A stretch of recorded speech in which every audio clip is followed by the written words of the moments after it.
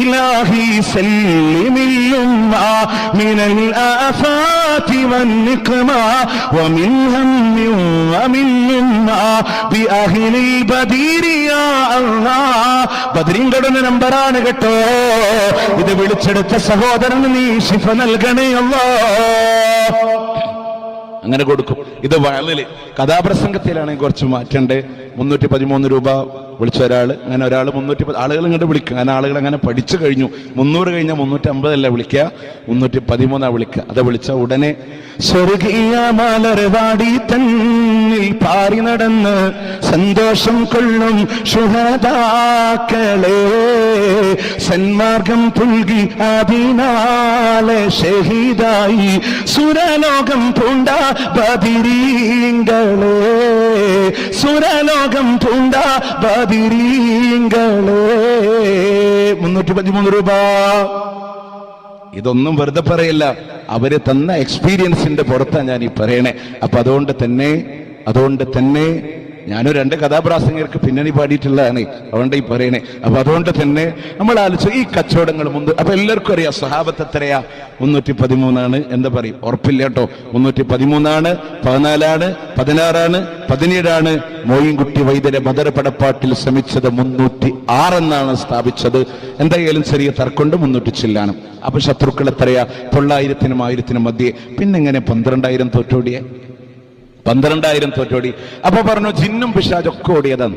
ഇപ്പൊ പുതിയ ചില ഉസ്താദ്മാർ വന്ന് മുജാഹിദേര് കടത്തിയതാണ്. ഞാൻ ആലോചിച്ചു, മുജാഹിദേര് കടത്തിയത് പാടി നടക്കലങ്ങളുടെ ജോലി. അത്രയും അറബി നിങ്ങൾക്ക് തിരിയൂല, അത്രയും അറബി നിങ്ങൾക്ക് മനസ്സിലായിട്ടില്ല. ഇപ്പൊ പിന്നെ അവര് പറഞ്ഞു ജിന്നും പിശാചൊക്കെ ഓടിയതാണ്. ഇതൊക്കെ നുണ പറയട്ടോ പിടിച്ചെക്കാൻ വേണ്ടിയിട്ട്.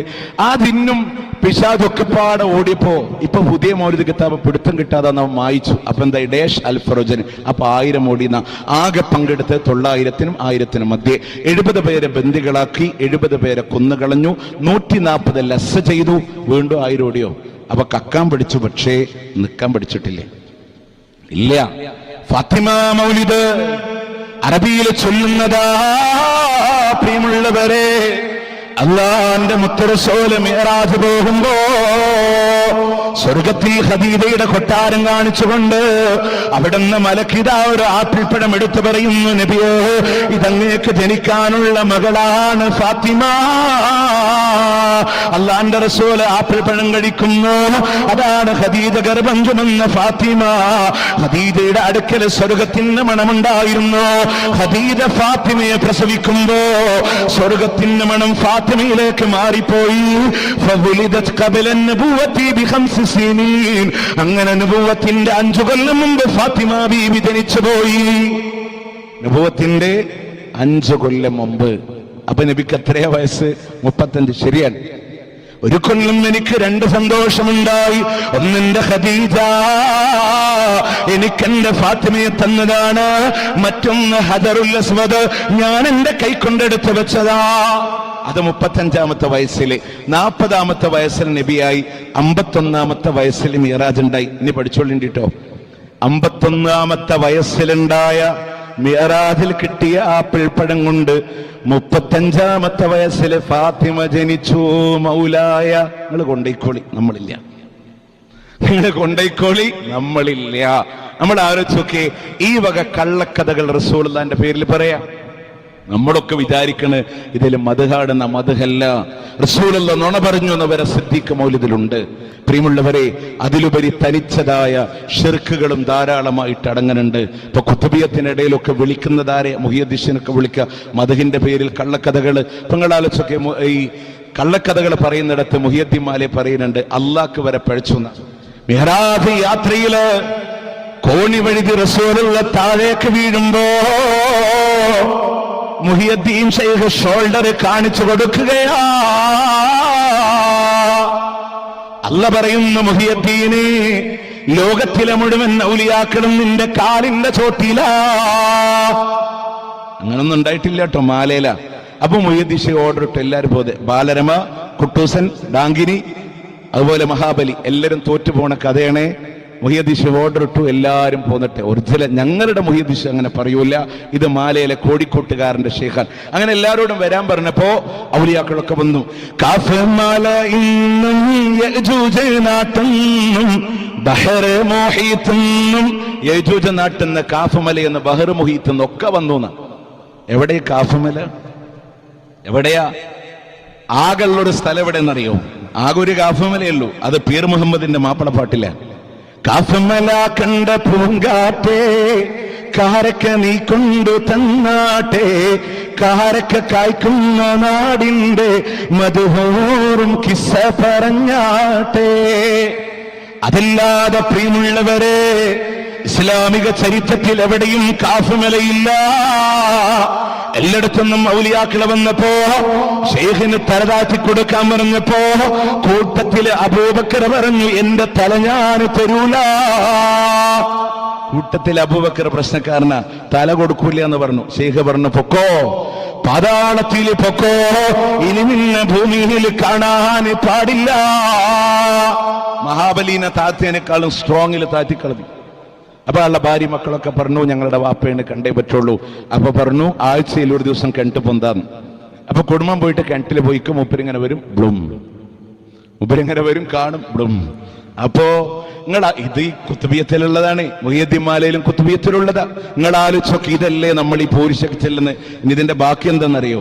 എനിക്ക് സദസ്സിൽ പറയാൻ ലജ്ജയുണ്ട്. അയാളെ റിലീസ് ചെയ്യാൻ വേണ്ടി കൊണ്ടേയി മലം തലയെ ചുമന്നുകൊണ്ടാണ് കള്ളക്കഥണ്ട്. അങ്ങനെ ആത്മാർത്ഥാണെന്ന് നോക്കാൻ വേണ്ടി മഴ പെയ്യിപ്പിക്കണ സംഭവങ്ങളൊക്കെ വ്യാഖ്യാനായിട്ടും വരികളായിട്ടും പഠിപ്പിക്കുക. ഇതെങ്ങനെ മദ്ഹായി മാറുക?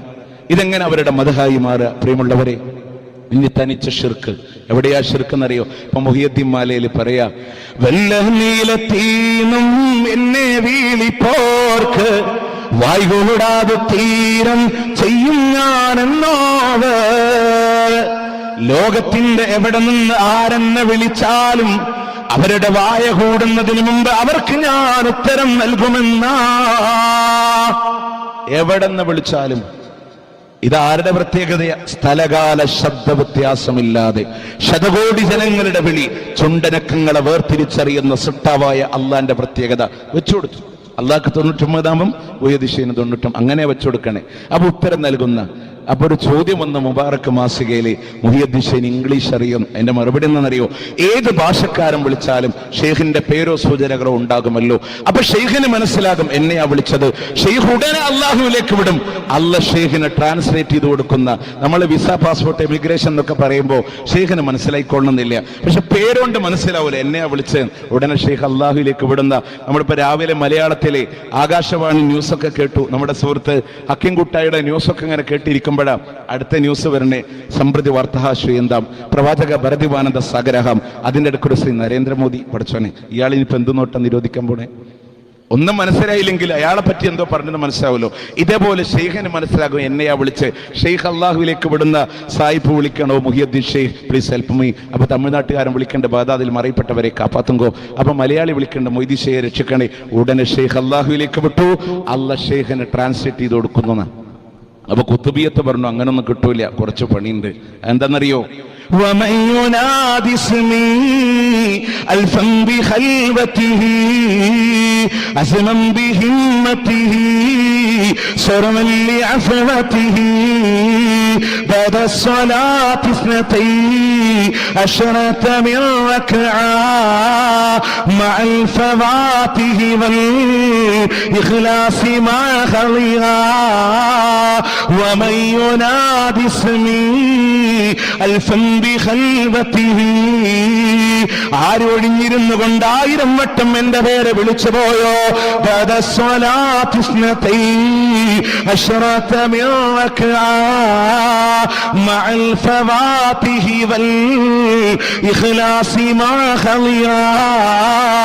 ഫാത്തിഹ സൂറത്തോതി ഇഖ്ലാസ് സൂറത്തോതി 12 റക്അത്ത് നമസ്കരിച്ചിട്ട് 1000 വട്ടം എന്റെ പേര് വിളിച്ചു പോയാൽ അജിബ്തുഹു മുസ്ലിഹാ മിൻ അജ്ലി ദഅവതിഹി ഫൽയദഉ യാ അബ്ദൽ ഖാദിർ മുഹിയുദ്ദീൻ. അങ്ങനെ 1000 വട്ടം എന്റെ പേര് വിളിച്ചാൽ അവന്റെ വിളിക്ക് ഞാൻ ഉത്തരം നൽകും. മൊയ്യദ്ദീമാല പറഞ്ഞു വിളിച്ചാൽ വായ കൂടുന്നതിനും. അപ്പൊ കുത്തുബിയത്ത് അവന് പറ്റൂല. ഫാത്തിഹയും ഇഖ്ലാസും സൂറത്തോതി 12 റക്അത്ത് നിസ്കരിച്ചിട്ട് 1000 വട്ടം വിളിക്കണം. അതെങ്ങനെ വിളിക്കണം? ഹൽവത്തിൽ ഒറ്റക്കിരുന്ന് വിളിക്കണം. അപ്പൊ കുത്തുബിയത്ത് ഓതാൻ കുറെ ആൾക്കാരുണ്ടാവും, പിന്നെ ഇങ്ങനെ ഒറ്റക്ക് വിളിക്കുക. അതിനുള്ള സൂത്രമാണ് ലൈറ്റ് ഓഫ് ആക്കുക എന്നുള്ളത്. നിങ്ങൾ കണ്ടില്ലേ കുത്തുബിയത്തിന്റെ ഇടയിൽ ലൈറ്റ് ഓഫ് ആക്കുക? ആ ലൈറ്റ് ഒക്കെ ഓഫാക്കിയിട്ട് 1000 വട്ടം ഇങ്ങനെ വിളിക്കും. എന്റെ കൂടെ വന്ന സുഹൃത്തുണ്ട്, അദ്ദേഹത്തിന്റെ തൊട്ട വീട്ടിൽ കുത്തുബിയത്ത് ഓതുമ്പോൾ ലൈറ്റ് ഓഫ് ആക്കിയപ്പോഴേ സ്ട്രീറ്റ് ലൈറ്റ് എന്ന് വെളിച്ചം വരും. അപ്പൊ പോയിട്ട് ലൈനിന്റെ ഫ്യൂസ് ഊരി. ഹൽവത്ത് കിട്ടണ്ടേ ഒറ്റക്കിരിക്കാൻ? അങ്ങനെ ഒറ്റക്കിരുന്നിട്ട് 1000 വട്ടം വിളിക്കുക. അപ്പൊ എല്ലാവരും കണ്ണടച്ച് ഇങ്ങനെ വിളിക്കും.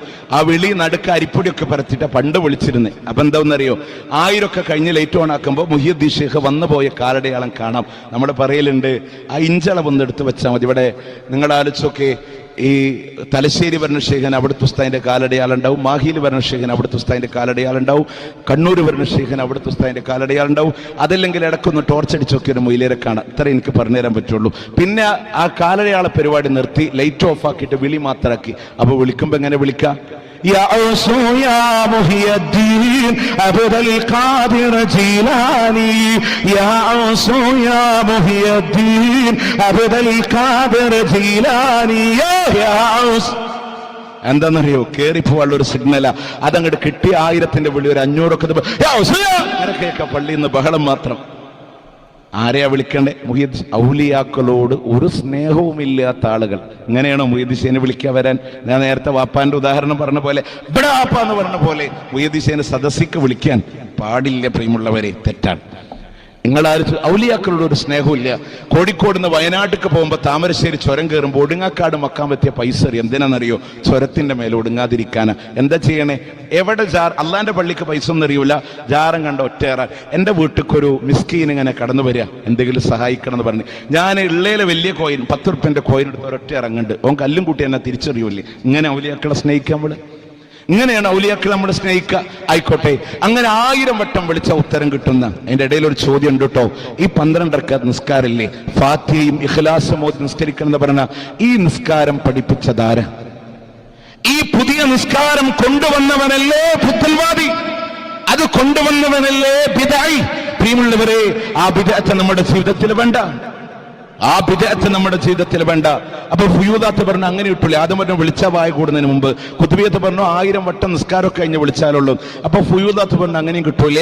തിങ്കളാഴ്ച രാവിലെ എണീക്കണം, 12 റക്അത്ത് നിസ്കരിക്കണം, അഡീഷണൽ 2 സുജൂദ് ചെയ്യണം, ഇറാഖിന്റെ ബാഗ്ദാദിന്റെ ഭാഗത്തേക്ക് 11 കാലടി വെക്കണം. ഓരോ കാലടിയിൽ യാ ഔസ് മുഹിയുദ്ദീൻ, യാ ഖവാജ മുഹിയുദ്ദീൻ, യാ ശൈഖ് സക്കലൈ മുഹിയുദ്ദീൻ അങ്ങനെ വിളിക്കണം. 11ാമത്തെ കാലടിയിൽ യാ ശൈഖ് സക്കലൈനി ഐസനി വംദുദനി എന്ന് പറഞ്ഞ് കാര്യം ചോദിച്ചാൽ ശൈഖ് ഉത്തരം നൽകുന്ന. അങ്ങനെ കുറെ ഉണ്ട് കേട്ടോ. നിങ്ങൾക്ക് ദുബായി പോകണോ? നിങ്ങൾ വെറുതെ ഫ്ലൈറ്റ് ടിക്കറ്റ് ഇവിടുന്ന് കണ്ണൂർക്കോ കോഴിക്കോട്ടേക്കൊന്നും യാത്ര ഒന്നും പോകണ്ട. 75 റുപ്യ കൊടുക്കുക. ഷുമൂസുൽ അൻവാർ എന്ന് പറഞ്ഞ പുസ്തകം വാങ്ങുക. AP സമസ്തയുടെ KVM പന്താവൂർ പുറത്തിറക്കിയതാണ്. അതിലെ കുറച്ച് കള്ളികൾ വരക്കുക. എന്നിട്ടത് വലത് തുടയിൽ ആരും കാണാതെ വരച്ച് മന്ത്രം നടത്തണേ. ആരും കാണാൻ പാടില്ല. അങ്ങനെ പേപ്പർ മന്ത്രം നടത്തിയ കുറച്ചൊന്ന് പൊന്തി നിൽക്കും. അത് വലത് തുടയിൽ വെച്ച് കിട്ടുക. ദുബായ് ലക്ഷ്യമാക്കി നടന്നുകൊള്ളുക. ഒരു 3 അടി വെക്കുമ്പോഴേക്ക് നിങ്ങൾ എവിടെത്തും? ദുബൈയിലെത്തും. എയർവേ കണ്ടുപിടിച്ചോണ്ട് തലക്കടിക്കണ്ടേ? നമ്മൾ ആലോചിച്ചൊക്കെ ഈ വക സംവിധാനങ്ങളൊക്കെ ഇതിൻ്റെ ഉള്ളിലുണ്ട്. ഇൻഷാ അല്ലാഹ് ഇതൊന്നും ശരിയല്ല പ്രിയമുള്ളവരെ.